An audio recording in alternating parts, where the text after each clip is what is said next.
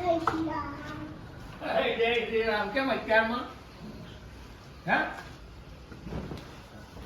રજા છે બીજા બધાને કે જય શ્રી રામ હે ફોન અહીંયા જય શ્રી રામ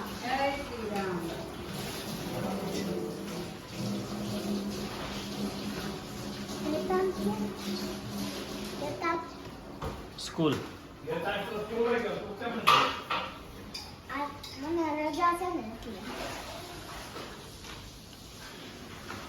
અને કે દયા જ પાસ આવ્યો